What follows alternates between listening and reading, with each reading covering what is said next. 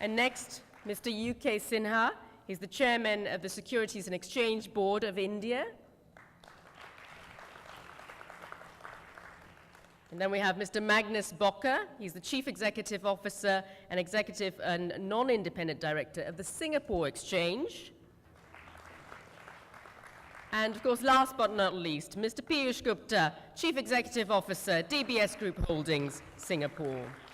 No stranger to all of you. Now, the chair of this session is Dr. S. Narayan, who I can tell you a little bit about him. He's got a long and distinguished career, 4 decades in public service in the state and central governments of India, in development administration. He was the economic advisor to the Prime Minister during 2003 to 2004, and prior to this assignment, Dr. Narayan served the Government of India as the Finance and Economics Affairs Secretary, the Secretary in the Department of Revenue, Petroleum and Industrial Development. I will now hand it over to Dr. S. Narayan to chair the session and introduce the panelists as well. Enjoy. Thank you. Thank you very much. And, we have a very, very distinguished panel here. My old friend and colleague, Mr. UK Sinha, somebody I'm very, very happy to see, and he's been doing great things at SEBI since he took over a couple of years ago. Welcome. Mr. Bocker, the CEO of the Singapore Exchange, and he'll be very happy to announce that they have just got permission to start their operations in Mumbai as well. And Mr. Piyush Gupta, who heads the DBS Bank here, one of the most major banks here. So I welcome the panelists. Today what this panel is hopefully going to discuss is the importance of transnational cross-border regulations in increasing access of investors to global financial markets. India, of course, has been, I would say, while it has expanded its footprint in the internal financial market and made it global, has been a little tentative in opening its access to the global markets, and it's only in the last couple of years, last 2 or 3 years, that we are seeing increasing products, increasing regulations, and increasing transparency in external access of financial products to Indian markets and vice versa. And this has been jointly done by SEBI, by the Reserve Bank of India, as well as the Finance Ministry. So I am sure we'll hear something more of it. The other point which is very important here is it's just not India. Is it at all possible to integrate the South Asian financial markets in some way? Because all these economies, Pakistan, Bangladesh, India, are growing at a fairly steady pace. And if you see, particularly an economy like the Bangladesh economy, a very steady, healthy growth of the financial markets. So is it possible to integrate the South Asian financial markets? The third is, can we put in place an architecture, at least within South Asia, and perhaps between South Asia and Southeast Asia, where there is some commonality of features in the regulatory markets, whereby at least certain types of transactions are commonly available, commonly compared, and are commonly administered. Is it possible at all? And finally, the question that increasing regulation, increasing internal regulation, does it mean the flight of capital away from individual countries into safe havens? Is this a worry? And therefore, is the cross-border regulation more important? I think we have very eminent people to talk about these issues. So without further ado, may I now request Mr. UK Sinha, Chairman SEBI India, to deliver his talk.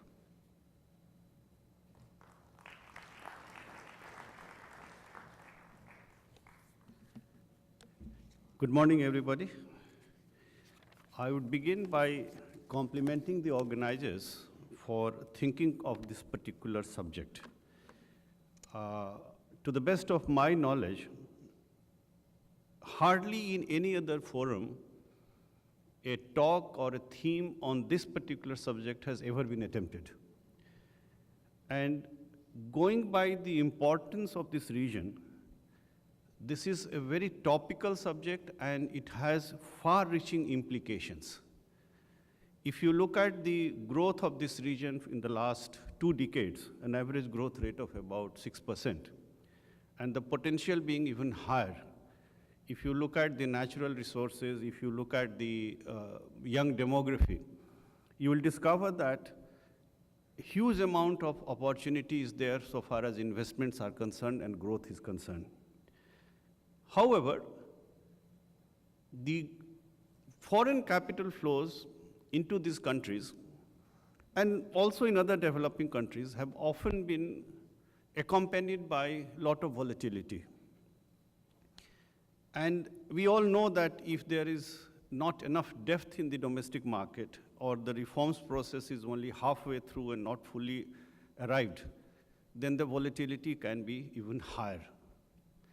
In that context, I would like to talk about what has been done in other parts of the world about regional cooperation in matters of financial sector regulation. Has anything been thought of or done about the South Asian region? And I would like to talk a little bit about what India has been doing. Coming to regional cooperation in financial markets, the best example that comes to my mind is that of the European region. When ESMA was created by an act of the European Parliament, it was again a very difficult task to harmonize how different national laws can be harmonized with a pan-European law. But the way they have worked about it and the way it has emerged, it is now a very solid and stable regime, and the benefits are there for all the countries of that particular region. And they have got various measures, for example, passporting and substituted regulation and things like that. Not only that, because of this particular regional convergence, I'm sorry, they have also been able to bring about the force of their weight on various global discussions. By way of example, I would like to tell you that ESMA has now come out with a set of regulations about central counterparty. And while we have an International Organization of Security Commissions, IOSCO, and there are standards set by IOSCO, ESMA has now been able to enforce that any central counterparty, if there is a bank or any regulated entities having its registration within the European region, and they are trading in any other part of the world, then that central counterparty will have to get registered with ESMA. So this is the type of strength and clout this regional cooperation has been able to develop. There are 1 or 2 other examples. I would like to mention just 2 of them. One is the London Stock Exchange and Singapore Stock Exchange, how the tie-up is helping in bringing about more liquidity, trading in different currencies, and also extended hours of trading. We also know about the agreement between New Zealand and Australia in this regard.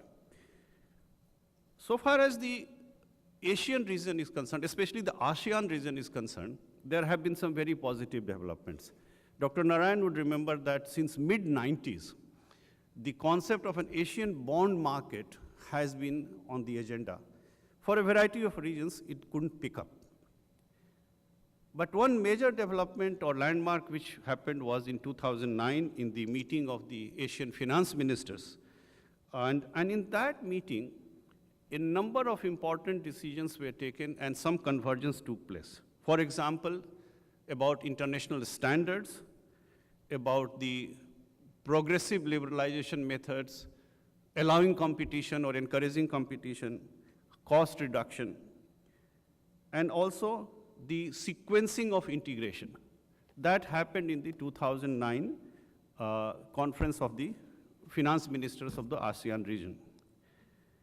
They also took measures, and there was agreement on bond market development, and also on important area of a standard OTC derivatives market. This was, another major development was in April this year when the finance ministers again met in Brunei, the ASEAN finance ministers, and they took a stock of the developments. And one of the important things which happened there was, for example, cross-border offering of mutual funds in this region. They took note of the development about Asian disclosure standards. Because unless you have some common standards, you can't progress in the area of regional integration. So Asian disclosure standards was another area where a lot of progress was made. There were also agreement on cross-border corporate governance rating index, ranking index. So all the companies in that particular region, how you start their common ranking index on matters of corporate governance, and then common prospectus for cross-border listing of securities. So these are some very, very major developments. But I'd also like to add that these are developments which will take time. It has taken time in Europe. I'm sure it will take time in ASEAN countries. And from that background, if we are coming to the South Asian region, everybody who matters must realize that there is need to act fast, because these things do take a lot of time. SEBI, which I'm representing here, was given a task in December 2011 to prepare a roadmap for the integration of the SARC region financial markets. And we finally came out with a report in October 2012. That report has been submitted to the SARC Secretariat. I do hope that there will be a meeting on the same, and we will be making some progress. However, I would like to inform you some of the main recommendations which have been made. And these recommendations have been made after consulting all the regions, all the countries. It's not that SEBI was able to point out something or recommend something on its own. Very serious, extensive consultation has taken place. Some of the important recommendations are that there has to be cross-border listing of securities.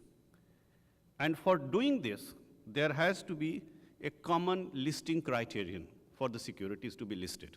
This is one important recommendation. Then on Know Your Client, KYC, there has to be a common and very high standard.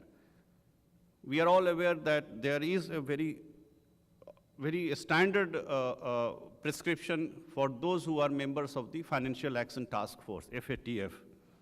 So either you follow the FATF regulations, or maybe the region can try and even strengthen it further. But there has to be some common, strong standard on Know Your Clients.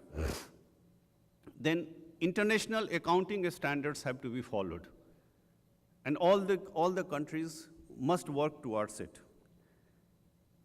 An important area which we discovered was that there are countries in this region where dematerialization of securities is not happening.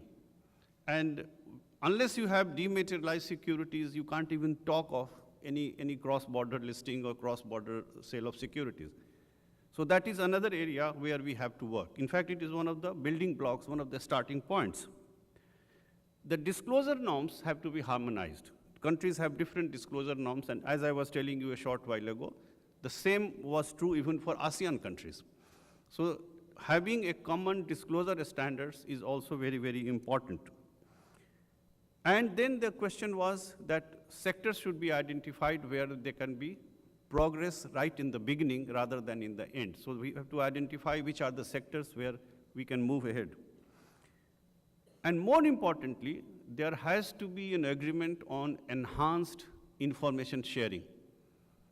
If information sharing is not there, obviously we can't make any progress. And when I'm talking of information sharing, I'm talking of information sharing not only with regard to regulations and practices, but also about enforcement action. I'm happy to tell you that till April this year, India was the chair for the Asia Pacific region for the IOSCO. And in that capacity, we had organized one conference in April in New Delhi, and we had a very serious discussion on sharing of information and sharing of on enforcement database. And some very important decisions were taken, recommendations were made. For example, the IOSCO has now been able to have a database where all the countries in the Asia Pacific region are sharing their enforcement database. So if in India, for example, have to find out if somebody who is an offender in front of me, has he been involved in anything in Singapore or Hong Kong or any part of Asia Pacific region, I don't have to write letters or send people, I can get it from that way. So these are small steps with regard to cooperation in matters of information sharing. Other areas where we have agreed in that particular conference that everybody should work together is in the area of minimum regulatory standards. While there are IOSCO standards, but because of the different stages of the growth of the financial market in individual countries in the South Asian region, we have to decide on the steps. You can't expect a country to be fully compliant with IOSCO standards on day one. So what are the minimum areas, minimum steps which need to be taken so that we move in that direction? In that context, I would also like to narrate that IOSCO has a multilateral MOU signing mechanism. And a country has to be a signatory to the multilateral MOU with IOSCO. So we have decided, and in fact, in India, we are helping 2-3 countries how to improve their standards and practices and their laws. In many countries, we have discovered that while the intention is very much there in my counterpart bodies or even in trade bodies with whom we interact, but the parliamentary law is not in place.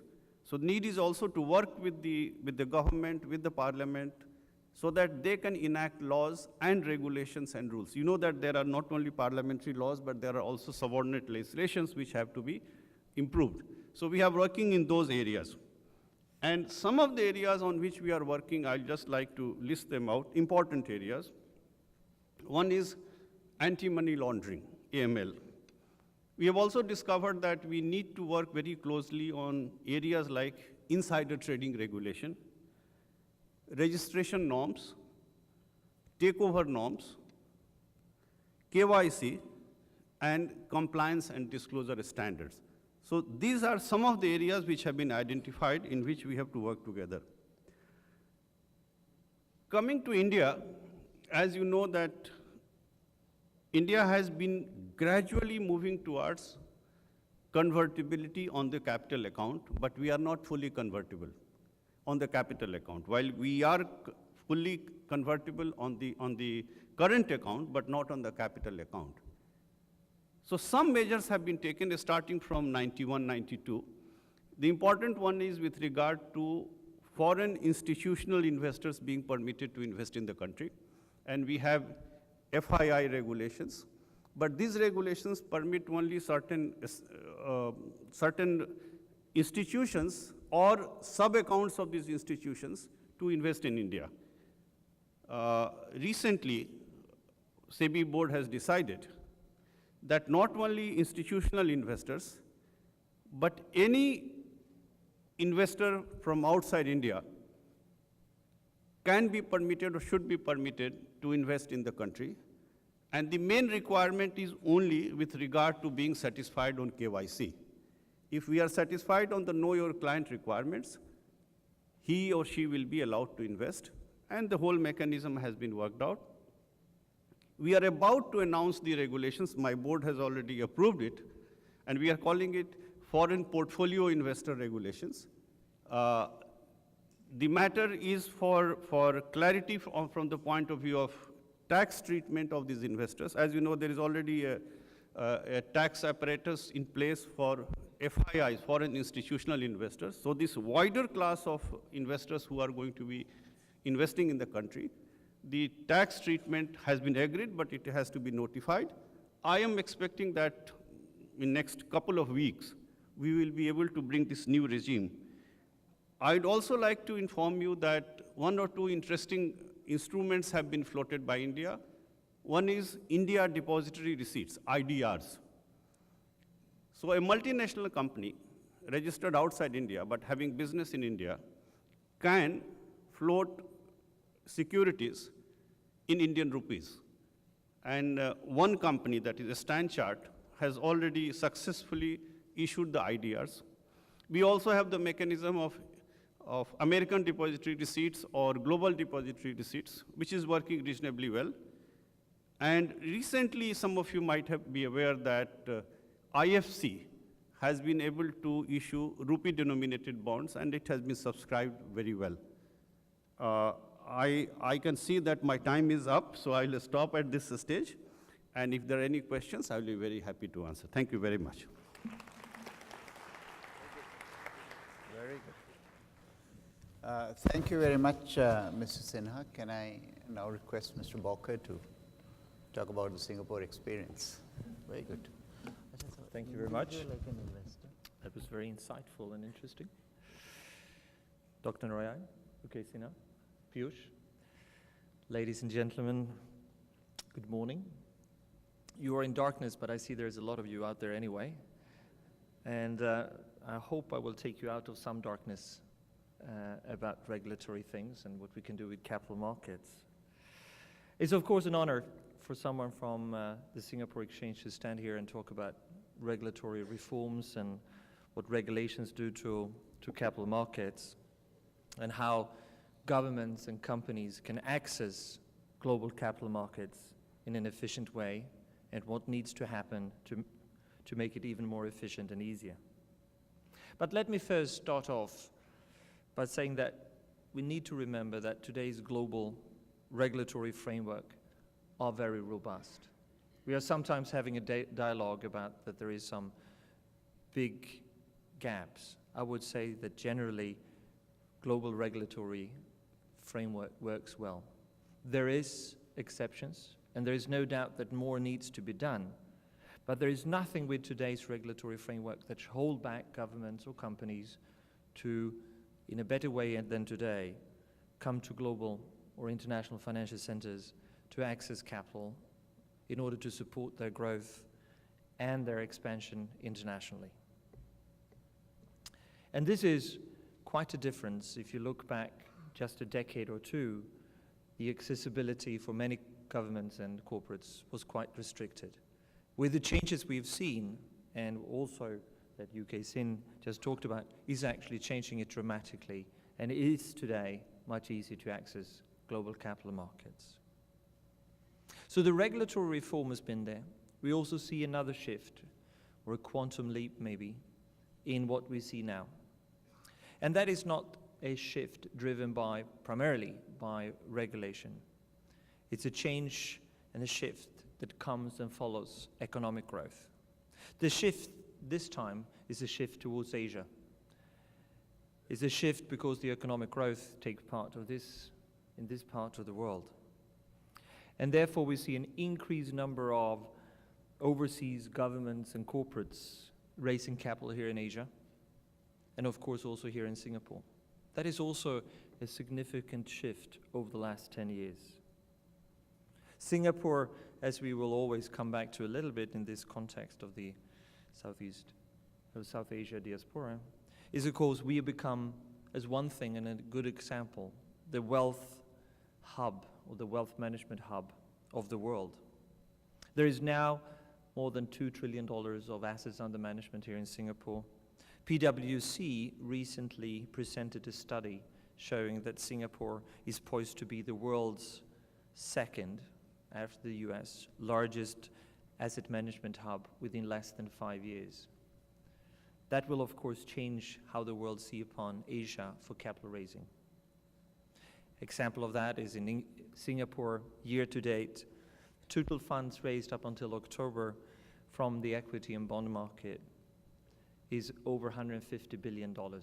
It's an amazing number of money that is raised here out of Singapore.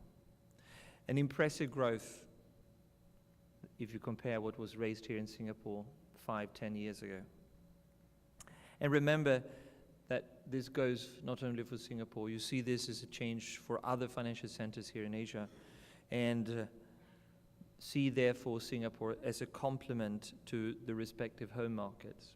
There is sometimes a dialogue or a discussion whether there is a competition between financial markets. I would say it's not. Each of us play a very natural role. We here in Singapore are very much a complement to local markets and to other financial centers, not a substitute that sometimes many believes.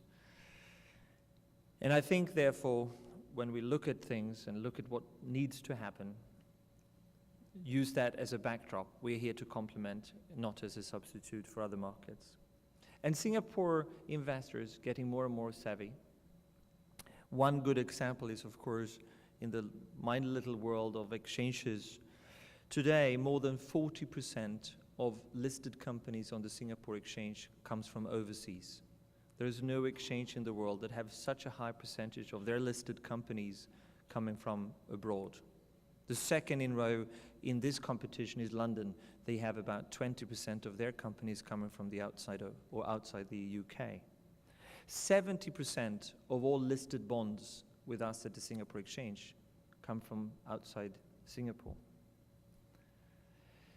And India, for example, as one of the world's, as we have heard yesterday and probably will hear more about today, fastest growing economy, has a huge need of capital.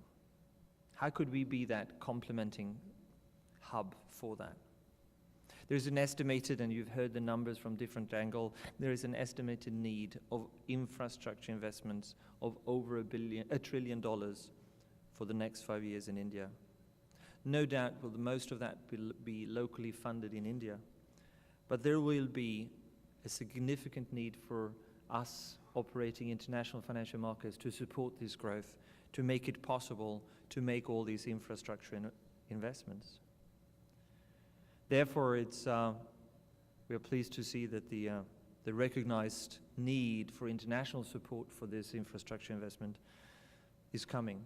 The Indian government, who recently eased the regulation for some of it, allowing Indian companies, and it was also previously mentioned here, to do a primary listing overseas. I think it's a very important step, both by the step itself, but also the signaling of that step in order to help Indian company to finance their growth in India. This will make it possible for us here in Singapore to have yet another avenue for capital raising for Indian companies. And we can play that supporting role in many different ways now. Indian companies' access to international capitals and investors is growing rapidly, and the interest from international investors is also growing. So Indian issuers here in Singapore have raised over $60 billion in bonds listing with us at SGX. $60 billion is not that bad for such a short period of time. And I think we are very, from our perspective, very pleased and honored to support Indian companies in that. That makes India the second largest foreign issuers here in Singapore when it comes to the bond market. And from a perspective of the regulatory frameworks and what we have, we as the Asian Gateway, we at SGX, is in the process of obtaining authorizations in a number of jurisdictions so that we can continue to offer cross-border services not only to Asian investors, but to market players from all over the world. This is a new thing. Historically, exchanges didn't necessarily go abroad to establish themselves, to reach out. That will happen, and that will need the authorization and the approvals of local markets. We are therefore very pleased to announce that the government of India has given us the permission to establish a liaison office in India. It's a big step for us as being one of the first exchanges in the world to really invest in India, supporting the Indian market. And you will expect us, and you should, to receive regulatory authorizations in quite a number of countries. We just talked about, and you Sin talked about the IOSCO and FSAP changes. We were just approved as the first country in the world with the full approval of the FSAP and the new IOSCO rules. And it was a press release announced by the MIS less than a week ago about that. And we believe that reaching out to get the authorization are important to get the trust, not only for investors, but also the trust of other authorities that we take regulations very, very seriously from us as the capital market. We want to live up to the best and the highest standards, not only in Singapore, but all over the world. Live up to the standards, whether there is these standards in India or standards in the US. We will always live up to them, and therefore you can always rest assured when invest here that we will follow those regulations. And we have, in Singapore, a very robust and strong regulatory framework. That makes us unique in an Asian context of coming to us to raise money. We are also part of the Asean Exchanges, the network of ASEAN countries going through changes right now. That is also promoting the growth and the changes so important for this part of the world, 600 million people, that needs a lot of investment in the years to come. In addition to this, the ASEAN Capital Markets Framework, Singapore, Malaysia, and Thailand signed a memorandum of understanding in March this year to expedite the review framework, whereby we promised ourselves and promised our neighbors to agree to speed up the processing of secondary listings between the different countries. So there is a lot of things going on. There's a lot of cross-border initiatives and progress on the regulatory front that makes both Singapore and Asia an ideal place or venue for capital raising, especially for South Asian companies and governments. We will be there. We will be there to support. There is synergies in what we can do, and we have a lot of companies already here. With that, thank you, and I hand over to the next in line, Piyush.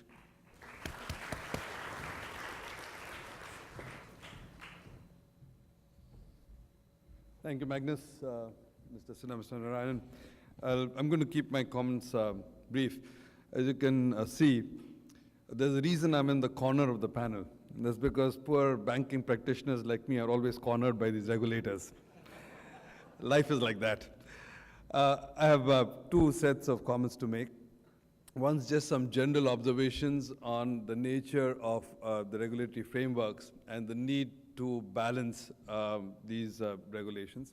And second is some specific comments on things in general, but relative to India in particular.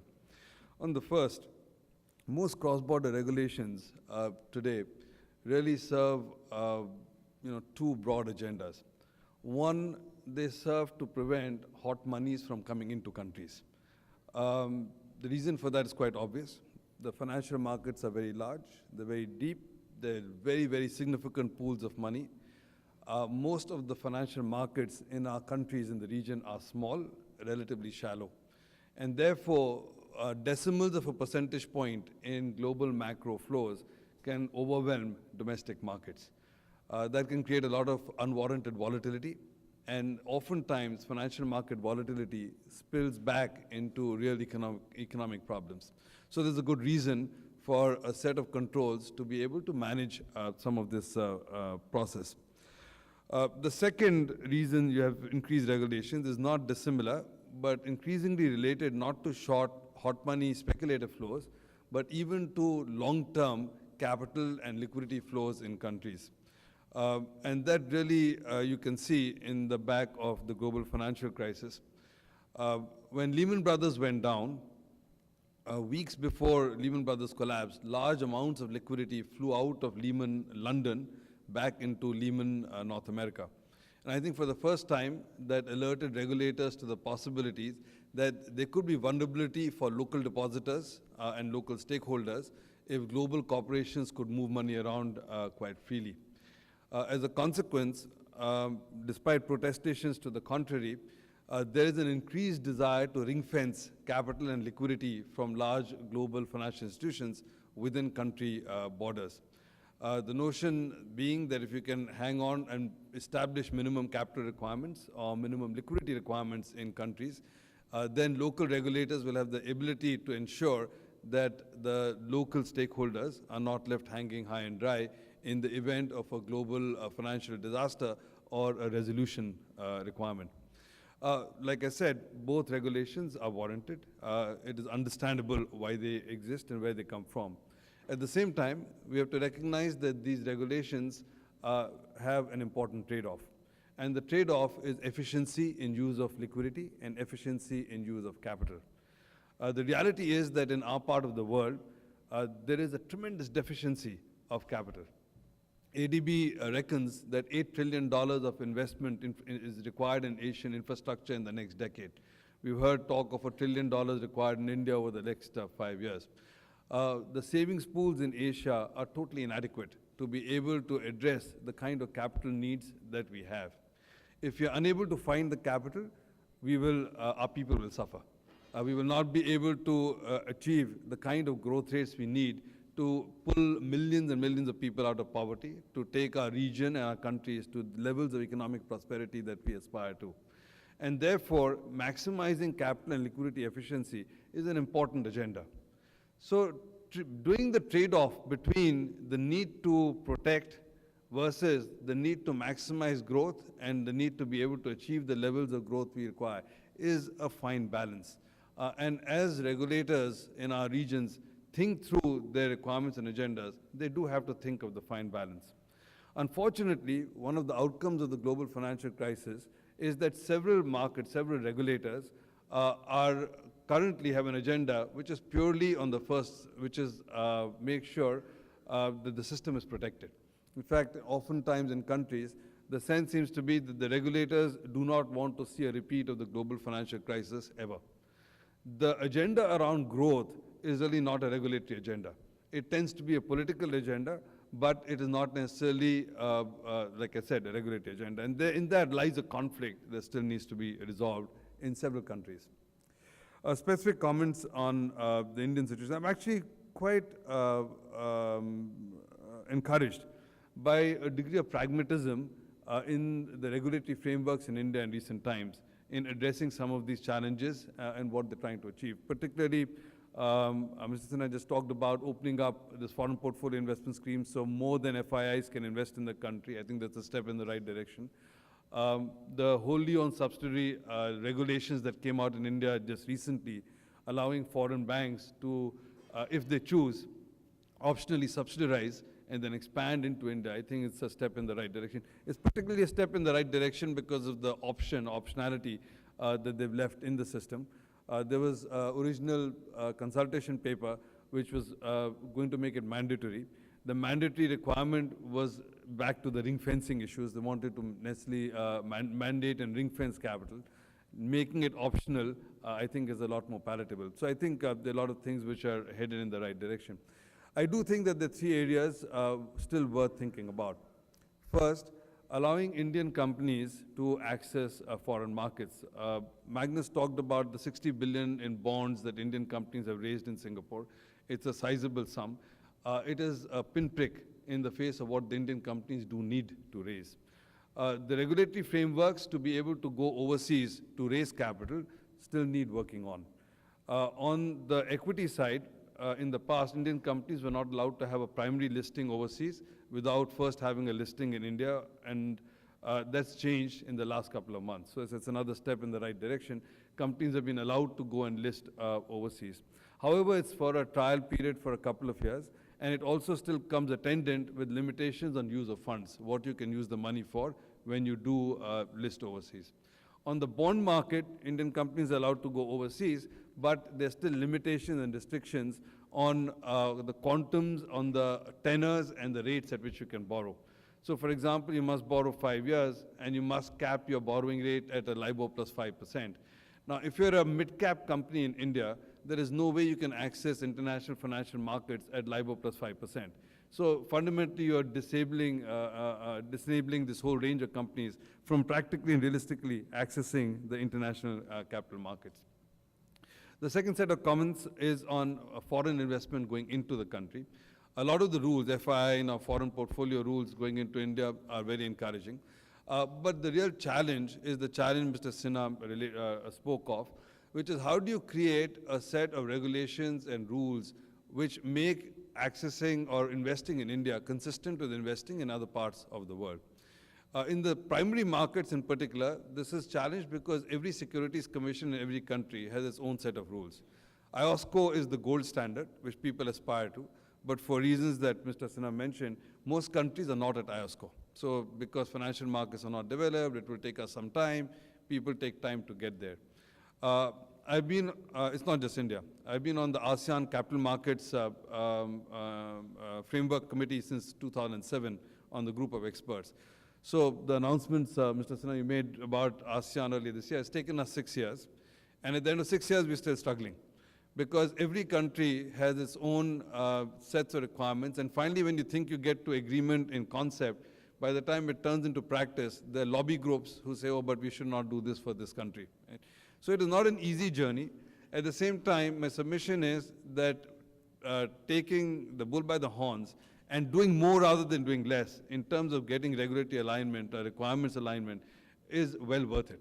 So whether it's through mutual recognition, through harmonization, through substituted regulation, through passporting regimes, through intermediating regimes, I think all of these things are good ideas. I would just encourage the regulators to step on it and bite the bullet and actually try and harmonize in line with the regional and global regulations. Frankly, harmonizing in line with Singapore and Southeast Asia would actually be quite beneficial for India. The third set of comments I have is really related to bank capital more than capital markets. And so increasingly, as countries, and India now, are opening up to more bank capital in the country, it's a good thing. When bank money comes in, it tends to be a little less volatile than the capital markets because banks tend to put loans out which are sticky. They stay there, you can't go in and out of the loan market too easily. However, as they do that, they continue to look to banks to fulfill multiple agendas. And so India, like many of the countries, has a financial inclusion agenda, it has a rural development agenda, it has a priority sector agenda. And as banks go in, you expect them to check the box on every agenda. In my view, there's perhaps a suboptimal way to operate. In my mind, one way to think is that there are multiple requirements the country has, and you need to find different participants to be able to address different sets of those requirements. To expect foreign banks to be able to do rural banking in the heartlands of India as a means to development is perhaps not the smartest way to approach the problem. To have foreign banks focus on the capital deficiencies and the capital shortfall in infrastructure and large capital building might be a better use of their capacities and capabilities. I believe that financial markets are coalescing. They will coalesce. But I also believe that it will take a lot of effort and a lot of appropriate and suitable regulation in the region to give us the pace and the speed of change that will really help us in the economic agenda that we have. Thank you. Thank you. Thank you very much, Mr. Gupta, for bringing that balance between, I would say, the demand for resources and the regulation. And I am reminded of a Ronald Reagan comment who talked about the financial sector. Mr. Gupta will forgive me. And he said that the financial sector reminds him of a baby's digestive system with a huge appetite for resources at one end and total lack of control at the other end. So I hope this is a balance that we hope to be able to bring about here. And can I now open up the floor for questions? We have time. There's a very we have a distinguished panel here, and I think we can spend some time. Yes, please. The lady there and the gentleman there. Could you just tell us who you are before? No, I said the lady first, please. The lady, yeah. My name is Lena Pinsler. I'm a lawyer with Drew & Napier. I'm also an adjunct law professor with the NUS. I had a question relating to the opening up of the the possibility of Indian companies having a listing overseas. And in this connection, I had a couple of questions. The first is, if Indian companies are to meaningfully access the foreign markets, why is there a need for these end-use restrictions on how they can use the capital that is raised? And the second thing is, in India, I think there has been a bringing together of definitions for FDI purposes, for SEBI's purposes on takeover code, for competition purposes, as to what is meant by control. And this definition of control is a very expansive one, perhaps one of the most expansive ones that you see anywhere. So would it be a cause of concern if an Indian company was listed overseas and there was a different set of criteria as to what constituted control for these purposes? Will you answer one, or would you like to take one or two more? Whatever is. Maybe we could take one more, and then who had raised his hand? Yeah, I think I recognize 2, 3, 4. Hi, my name is Narendra Yadav. I'm from CIMB. We are regulated both in Singapore and in India. The question that I have is, in the past few years, we've created this thing called the ASEAN Trading Link. Would Singapore and India be amenable to create a Singapore-India trading link? I think let's take these two questions. Mr. Sinha, Mr. Gupta. I think one is very specifically. Okay. On this question of Indian companies being permitted to list abroad and why there are end-use restrictions, I would like to begin by saying that my job as a regulator of the securities market in India is to see that the market in India grows. My job is not to ensure that the market is exported out of the country. Having said that, it is also true that if you look at the genuine need of the companies in India, there is a very strong demand for them to be able to raise capital abroad. So some sort of a balance is required. And the end-use restrictions that have been put now, if you recollect, the previous instructions and directions were that you have to have simultaneous listing in India and outside India. And if you follow that route, then there are no end-use restrictions. So the new directions which have been permitted are that even without listing in India, a company can get listed abroad, which means that we are now, if it is made completely free, how do you develop the primary market in India? As simple as that. So there are some particular regions, and one important reason why we came to this decision was that there were a number of Indian companies who had, in the period between 2008 and 2011, raised a lot of capital outside India, but particularly debt. And that was due for repayment, and they were finding it difficult to raise money in India for that particular purpose. So there were certain arguments and justifications made before us, and based on that we have allowed it, and that is why a window of only 2 years has been given. We are not against companies listing outside, but we do want that the domestic capital market should also develop. So that's one important point I would like to make. Secondly, on the question of definition of control, the SEBI substantial acquisition of shares and takeover regulations have a very categorical definition of what is control. And control, this is a very technical matter, so I'll only tell one or two things. One is that what percentage of shares you acquire so that it can trigger an open offer. And the second is there effective change of control? And you will agree with me that the second one does require some subjective application of mind. So maybe some of the cases which you have in mind might fall in that category. Thank you. Would anyone else like to add on to that particular? No. On the second question? Should I take the Yes, second question? please, I yeah. think it was directed to me. I took it as an order or a request for something in my optimistic interpretation of your question. So far, we've had not that significant interest from brokers on both sides to have a trading link. We've seen quite a number of brokers, Indian brokers coming to Singapore and to Southeast Asia to connect and to open up offices and in that way support investors on both markets. If that is growing a little bit more and in the same way we've seen between Thailand and Malaysia and Singapore, I think there is definitely an openness to see if we can do a trading link. We should remember that already today here in Singapore and between the National Stock Exchange of India, we have a very close cooperation when it comes to the futures market. We work extremely well together, supporting the risk mitigation of the financial market. So you could trade a lot of the products both locally in India and here in Singapore. So there is, in a way, trading links already going on in a good cooperation with the financial markets on both sides.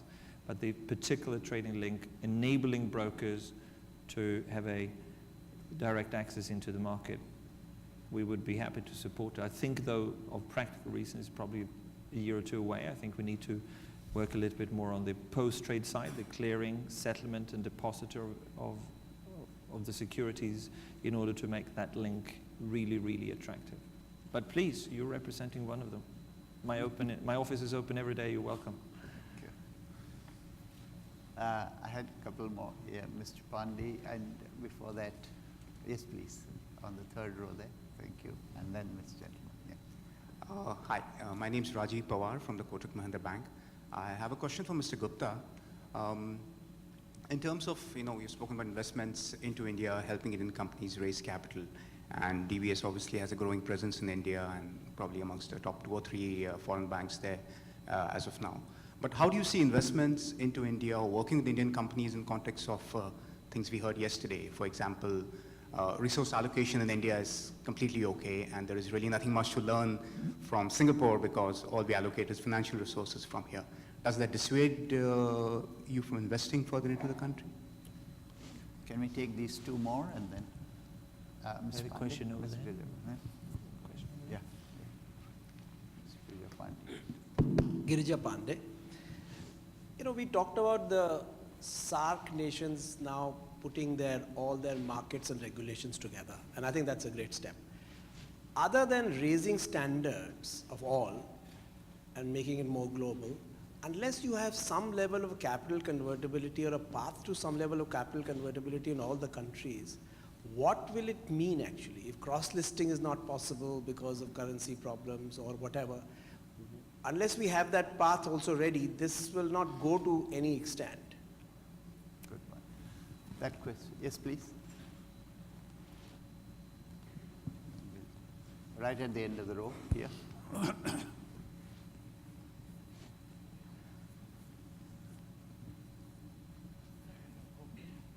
Good morning, I'm Robin from The Policymaker. I have a question for Mr. Shinhar and Mr. Barker. Yesterday I was having a talk show with Mr. Roman from the British Chamber. And he said, as an economist, that the next 2 years, the markets are going to remain very optimistic for investors, including South Asia. My question is this, how is the innovation going to evolve for the stock exchange for the next 5 years? And could you give us what kind of complement does your stock exchange here in Singapore as well as India able to complement to the world? And what do you see? Mr. Gupta, for the first question. I guess, we vote with our feet. As you suggested, we are now one of the largest foreign banks in the country. We continue to commit a lot of capital to India, and we're growing very nicely. And so quite clearly we find the opportunities to do business, notwithstanding all of the challenges, are real. The challenges in India are not dissimilar to many other emerging markets. And we do operate in multiple emerging markets, so not insurmountable. I think the issues were discussed yesterday were really more in the nature of the opportunity gap. There is a lot more that I believe the country could do to achieve what the FM called the potential output. And that's really what I was referring to. That notwithstanding, I think the opportunities are substantial, and we're very privileged to be able to make use of those. On Mr. Pandey. On Mr. Pandey's question, Mr. Pandey, kindly allow me to disagree with your point of view. While it is desirable that there should be complete convertibility, and perhaps that is the end result or end destination. There are examples, especially in the European region, where the currency convertibility happened, and that led to integration of the markets. But if you look at the ASEAN markets, for example, the currency convertibility has not happened. The currency convergence has not happened. Even then, cross-listing is possible and it is being worked out. There are other examples also. Primarily, as I said in my talk, that these are very, very long-term measures, and these require strong political commitments. So to argue that unless you have currency convertibility, the financial market integration cannot happen is perhaps not the best approach to the problem. My approach would be that one should try towards having integrated approach to regulation and have a minimum standard of regulation, and then go towards the final destination. Maybe to comment Mr. Pandey's question as well. I think there's numerous examples where the convertibility is not necessarily the primary issue or the complexity of things, and I think the 150 Chinese companies in Singapore, Malaysian companies, Indonesian companies, and Indian companies in Singapore to raise money to funnel into their home market for growth and to expansion is a great example that I think the convertibility could be solved. I think there's other issues that sometimes hold us back for the cross-border listings or the using other capital markets for raising money. Of course, it would be easier, but it's still not necessarily even the top 5 of issues I think we need to look into. And the question from? I think that was more directed to me. What's my next 5-year plan, and then what is the next year? Innovation, the question, Magnus. What are the innovations that you see coming down the pike? And do you think I will sit here and tell everyone? I have a long list of very exciting things, but I don't think this is the place. Hopefully we've been surprising you well over the last number of years, and I've been pleased to, very honored to be here. Hopefully we'll continue to surprise you a little bit in the years to come. Financial markets regulators should not surprise people. Yeah, we're surprised by innovation, we're surprised by servicing the world, and I think there, if you look into Indian company and Indian exchanges right now, and I have a very good relationship with both of them, there's a number of product innovation they are working with right now, both for local market, but also how to reach out in a broader and how to make India more accessible from outside. We just saw recently that the Bombay Stock Exchange reached out to with the cooperation with the Deutsche Börse, both in technical cooperation in order to enable new products that they cannot bring onto the market, but also to bring out the Sensex index, products related to that, tradability and these kind of things. We work very well with the National Stock Exchange and the BSE on bringing different products back and forth. So there is both a good combination and cooperation between the two. Then, of course, we have a long list of things. 2 weeks ago, we launched for the first time here exchange-traded and cleared FX futures. And Singapore being the 3rd largest FX market in the world, we just outgrows Tokyo, and we could have the opportunity to now bring those products onto the market. We started with 6 currency pairs. I think it's a much bigger innovation to the market than many believes. And I think when we see each other in 4 or 6 years, the FX futures market would be very important for the banks here to use as part of their hedging, reducing their cost of capital to go to cleared and publicly traded market instead of OTC. And if I can ask a question in that vein, though, of Mr. Sinha. See, one of the issues with innovation is that it can sometimes go awry. We've seen what's happened recently with some of the scandals with the other exchanges in India. Not the BSE, NSE, but the Financial Technologies Group, et cetera, the Commodities Exchange.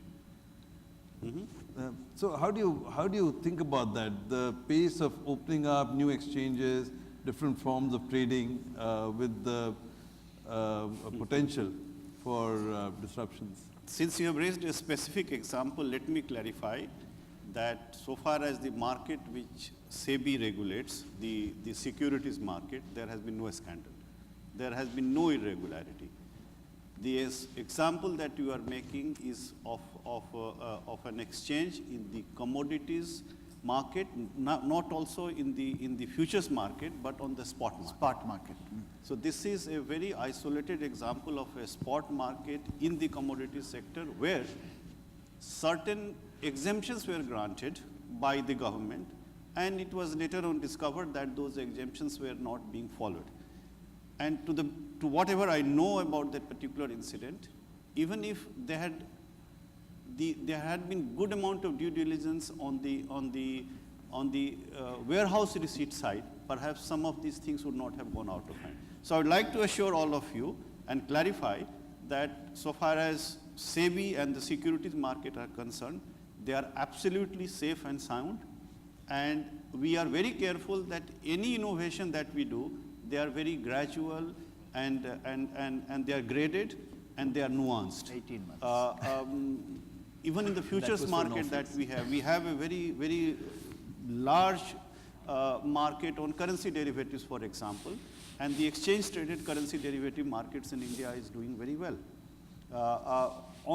People like you can have a complaint that that market has not opened up and there should be more innovation there, and we keep receiving requests that why, for example, you are not allowing foreign institutional investors to hedge their exposure to India on the currency derivative market.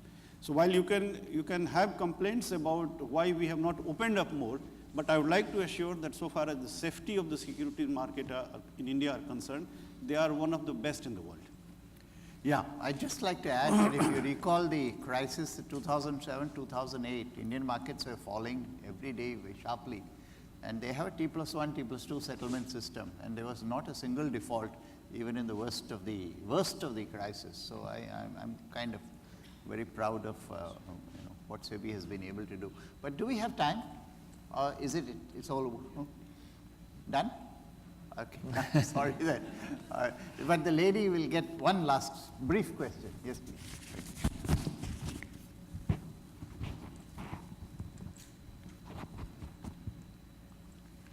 Brief.